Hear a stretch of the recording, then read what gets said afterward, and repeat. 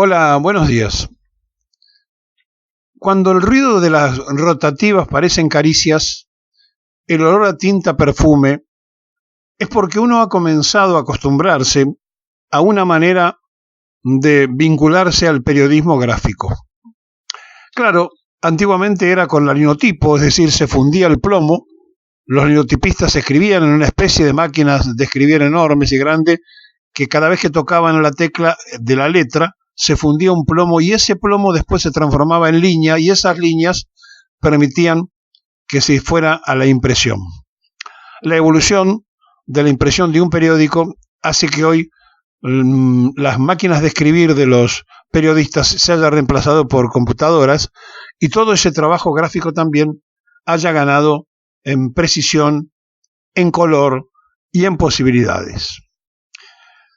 Si nos detenemos frente a los canales de televisión, y concretamente en la Argentina, la primera transmisión de televisión ocurrió en un 17 de octubre de 1951, último 17 de octubre de Evita, donde se televisó el acto de Plaza de Mayo para muy pocos equipos que podían verlo, serían 400 en toda la ciudad, como mucho, que pudieron captar esa señal.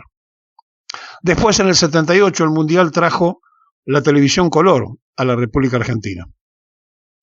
Si hablamos de las revistas, nuestro país ha tenido una enorme cantidad de revistas tradicionales, algunas que batieron todas clases de récord y que se guardan en el recuerdo de los lectores, revistas especializadas como El Gráfico, o aquellas que elegían las mujeres de Radiolanda, Antena, o Labores, cuando se ponían a buscar allí un molde para poder hacer en su hogar algún diseño. Claro, también estaban las de aventuras. ¿Quién no se va a acordar del Tony o de tantas revistas que pasaron con las que después se transformaron en revistas semanales de presencia periodística y de mayor difusión como 7 Días o cualquiera de ellas? Si hablamos entonces de todo esto, es porque han existido, existen y seguirán existiendo una raza muy especial. Somos nosotros, los periodistas. Para poder ser periodista y para poder sentir esta profesión, uno tiene que saber que el periodista nace, que no se lo puede hacer, pero sí se lo puede formar. Diría, obligatoriamente hay que formarlo. El periodista está acostumbrado a encontrar en una síntesis de muy pocas preguntas la respuesta absoluta para que el que está del otro lado, sea lector, oyente o televidente, pueda entender de qué se trata. Y esa maravilla que es hacer las preguntas referidas, que en inglés todas empiezan con W y entonces se llama el arte de la W. Estamos hablando de quién, cuándo, cómo, dónde y por qué. Why, where, es decir, when. Todo lo que se hace en ese idioma empieza con W y entonces se llama este sistema de la W. Y cuando uno se pregunta el quién, está diciendo de qué se trata, quién es.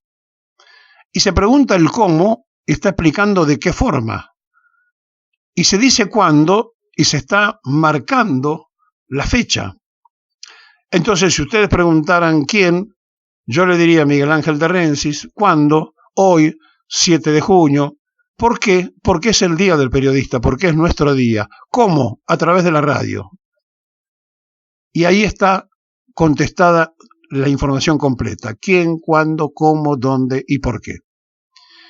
Hoy es nuestro día, llenos de virtudes y de defectos, pero abrazados a una profesión noble que es la que el prójimo se entere de lo que pasa. Sin periodistas, usted no se enteraría de nada, no sabría nada, saldría a la calle absolutamente desorientado porque ni siquiera tendría noción de si el transporte que tiene que ir a tomar está funcionando. La información es una de las cosas más extraordinarias que se hizo para el vínculo de la raza humana. Pero esa información también se presta a la manipulación. Y entonces, hace ya mucho tiempo de esto, los nacimientos periodísticos estaban sujetos primero a un hecho social, político o deportivo, es decir, sujetos a algo que se quería difundir y de cubrir determinados intereses. Por lo tanto, cuando empezamos, fuimos subjetivos en la información. Y gracias a Dios, el ser humano es subjetivo, porque la objetividad de la información se ha perdido hace ya mucho tiempo, porque hay intereses y porque no existe la libertad de prensa, existe la libertad de empresa. Llenos de defectos, con más poder del que nos corresponde tener, aquí estamos, mujeres y hombres que andamos por el mundo tratando de cubrir una guerra, llevando la buena noticia de la paz, informando sobre la bolsa de valores, gritando por la información deportiva para privilegiar que usted se entere primero. Todo eso lo hacemos en función de algo que es nato, porque uno nace con esta voluntad de informar. Esta voluntad informativa después se pule, se organiza, se le da un sentimiento, se le da un sentido.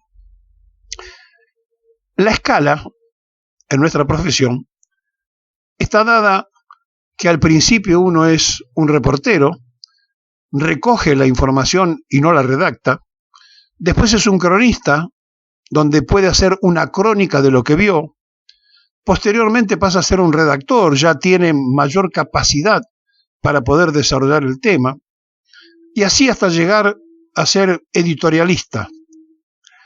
Y para llegar a ser editorialista, o para llegar a ser secretario de redacción de un medio, o para llegar a ser director periodístico, se requiere por sobre todas las cosas experiencia.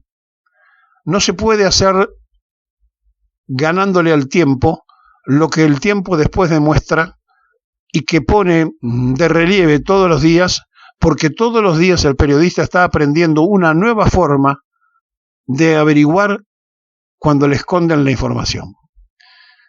Y la noticia es la trascendencia del hecho. Todo el tiempo el ser humano produce hechos, pero no todos los hechos que el ser humano produce son noticia. Cuando estudiábamos, se nos decía que si un perro mordía a un hombre no era noticia, pero si un hombre mordía a un perro, sí que era noticia. Sin embargo, esto tampoco es tan real, porque si el perro muerde al presidente de la República, es noticia.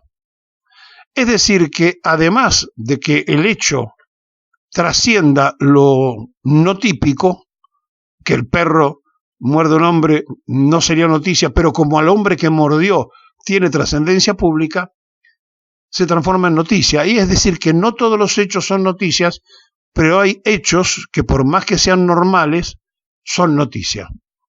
En este programa usted tiene todos los días, de lunes a viernes, la posibilidad de informarse en cosas que en otro lado no va a escuchar. Pero además, porque nos permite la cantidad de años que tenemos en esta profesión, que son muchos, más de medio siglo, que nos permite entonces decir que estamos con derecho a la parte subjetiva de la vida, es decir, no solo informarlos a ustedes, sino también a dar nuestra propia opinión. Y por suerte, ustedes que están del otro lado la reciben, la analizan, pueden o no coincidir, pero están allí. Y el secreto de que ustedes estén allí es que nosotros hagamos algo que a ustedes les interese. Y para que a ustedes les interese, nosotros tenemos que evaluar qué cosas pueden ser las que el periodista le tiene que llevar al que está del otro lado, de un receptor frente a un televisor, o leyendo un periódico, o abriendo una página en internet. Y allí el periodista empieza a descubrir cuáles son las cosas y dónde está la importancia de lo que tiene que desarrollar. Por eso, ponerle un título al día de hoy sería: sin nosotros el mundo sería absolutamente oscuro, silencioso y diríamos casi para descubrirse. Pero con nosotros es barullento, con problemas, con ruidos, pero usted se entera lo que pasa en la otra punta del planeta al segundo porque ahora la tecnología lo permite, y viceversa, nosotros le informamos al que en este mismo momento está escuchando Radio Belgrano en cualquier parte del mundo. Por eso, gracias por tantos años de estar del otro lado, por leernos, por habernos visto en televisión, por habernos escuchado por la radio, porque en definitiva lo que nosotros hacemos es para ustedes, para que estén más y mejor informados. Sí, hoy es nuestro día. Y antes de que me olvide, como tenemos que informar, ¿saben por qué? Porque Juan Domingo Perón nos dio el estatuto allá cuando apenas arrancaba en la Secretaría de Trabajo y Previsión. Sí, Perón le dio la dignidad al periodista.